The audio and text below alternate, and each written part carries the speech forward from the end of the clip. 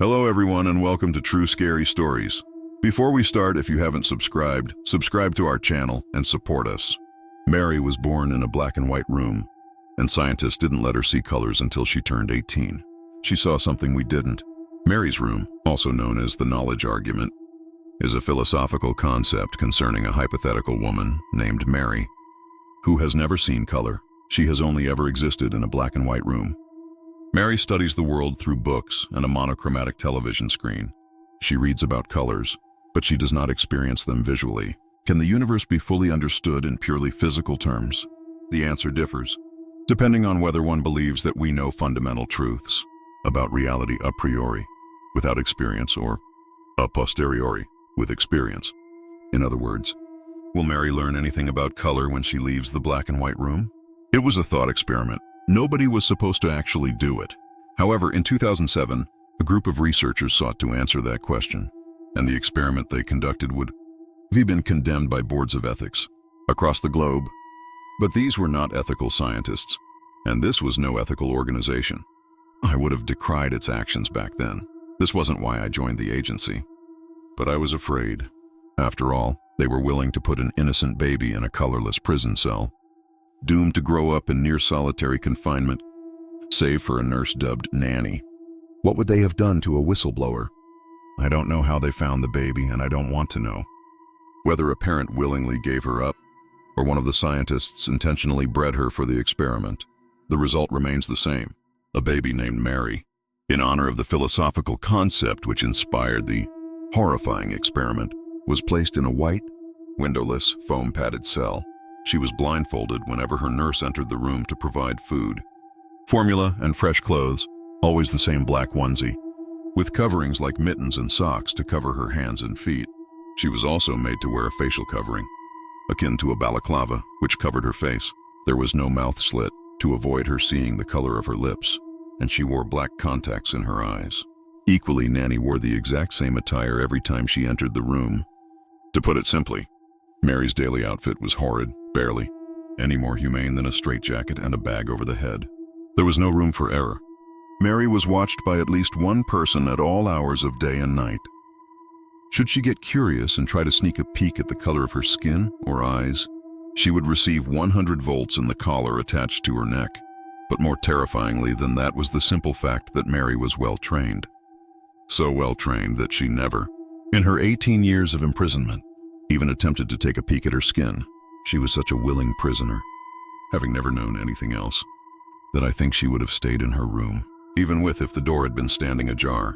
This initially seemed excessive, given that copious measures had been taken to ensure no reflective surfaces would be allowed within the room. Even the television monitor was fitted with an anti-glare screen. However, scientists were paranoid that Mary might somehow catch a glimpse of her green eyes.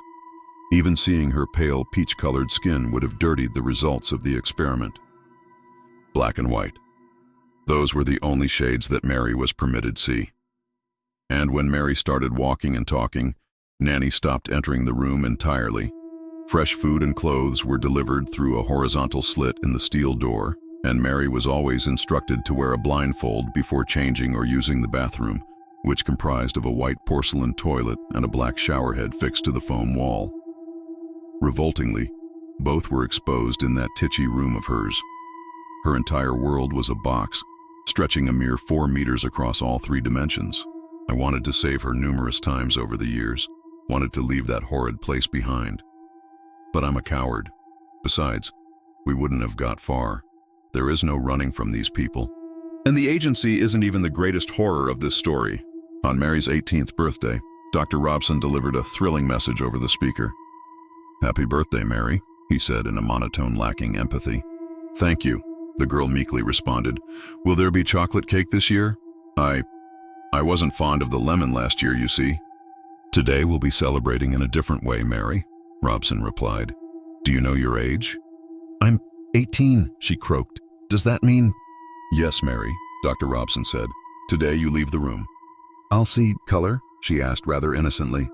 Any sane and well-developed human in the outside world would have simply been glad to have freedom, but Mary had no concept of freedom, no concept of a prison.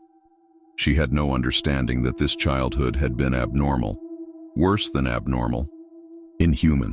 To keep Mary compliant, her schooling had been rigid, with books that purposefully omitted any dangerous ideas. The result of that?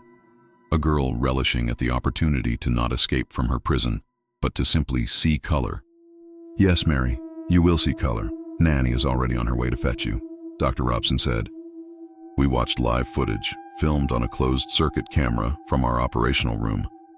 Nanny unlocked the weighty entrance to Mary's room, and we all waited with bated breath. Waited as Nanny aided Mary in removing her black headgear. I heard Mary giggling giddily and unnervingly as the bag was removed from her head and the contacts were removed from her eyes. And then, as her first experience with a color other than black or white, Nanny removed her own black outfit to revealing a striking red dress beneath. Mary gasped. It was an intake of breath so sharp that she seemed to stop breathing. Perhaps for a moment she had stopped breathing. "What are you experiencing?" Dr. Robson asked. "Is it new? Does it feel like—" "I knew it," Mary whispered, with vocal cords that sounded as if they were on the verge of snapping. Then her giggling picked up again, seeming to unnerve Nanny. "This is why you did the experiment, isn't it?" "Does this feel like a new experience, Mary?" Robson asked with a hint of impatience, seemingly oblivious to Nanny's discomfort. It was plainly clear to me, even through grainy camera footage. Mary shot her teary face up to the camera. "Yes, but I've been waiting for it." "Yes, I know that, Mary," Robson groaned. "But so have I. Tell me about it. Tell me about the red. How does it feel to experience true color for the first time? We're seeing some interesting brain activity on the screen here, but your words would really help us to—" "I'm not talking about the red," Mary interjected. And then she jabbed an accusatory finger at Nanny's dress in a way that frightened me. Certainly frightened Nanny, who jumped backwards. "I'm talking about that," she giggled. "I knew there was something you were leaving out of the books and TV shows over the years." "What are you saying, Mary?" Robson asked. "I don't understand." "Red. You're looking at red." "Red in the second color," she insisted. "The color you didn't describe in the books. None of the adjectives you've used describe this one. Red is just as stark, powerful, and passionate as described. The blue color of Nanny's eyes is as soothing and tender as described. But this other color on her dress is just—" "What other color?" Robson cried. "It's just red, Mary." "Right here!" Mary yelled as she lunged forwards and prodded Nanny in the abdomen.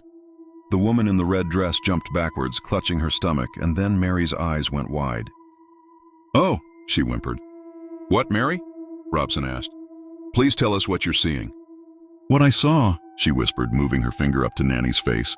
"It moved up there and now it's gone." "Please describe this other color to us, Mary," Robson said, before putting an image up on Mary's television set. "Which one of those is it?" Mary's eyes shot to the television screen and quickly scanned the 12 main colors on the screen. "It's not one of those, not a different shade of one of those. It's a different color." "There are 10 million possible permutations of colors, Mary," Robson said. "Perhaps you just—" "No, Dr. Robson," the girl interrupted, panting heavily as her eyes darted back to Nanny's face, studying it. "I understand how shades work. The shade of blue on the screen differs from the color of Nanny's eyes. But that other color, it wasn't included on the screen. It was—" Mary stopped and her eyes widened. Then she said, "I'm sorry." Nanny frowned. "That's okay, Mary. I know you didn't mean to—" "Not you," Mary hissed before leaning forwards and trying to look into Nanny's mouth. I'm sorry I saw you." "Mary, you're not making any sense," Dr. Robson said. "I think we've done enough for today. We'll do more tomorrow, so—" "I wasn't supposed to see it," Mary moaned, shooting backwards, clunking into the foam wall, then seizing clumps of her straggly hair. "Oh, God, why don't you see it? It's Nanny. It's in you." Nanny looked up at the camera. "I'd like to step outside now, Dr. Robson." Dr. Robson sighed, then pinched the bridge of his nose between two fingers. "Fine, Nanny." Nanny had already spun on her heel to leave. She would have done so regardless of whether Robson gave her permission, as Mary was clearly disturbing her. But she barely took one step before her body fixed itself to the floor. And then Nanny juddered like a fleshy bobblehead. I was overcome by a warm sensation across my skin, and moments later, there came a thunderous explosion. Skin flew into the walls from a red eruption of dress fragments, blood, and guts. Nanny had spontaneously imploded. Screams filled the operating room. Some fled, some fainted, and others simply froze. I don't even know whether any of them noticed it. Noticed Mary clawing out her eyes, leaving streaks of blood and tears across her cheeks as, mere minutes after seeing color for the first time, she ensured that she would never see anything else ever again. "I'm sorry," the eyeless woman wailed. "I didn't know I wasn't allowed. Please, I'll never see you again." As I saw a trail of blood run from Nanny's destructed corpse towards the front door, clearly painted by something unseen, a deep dread filled my chest. I realized that my fleeing colleagues had the right idea, so I followed. Fled in fear, leaving Dr. Robson and my frozen co-workers behind.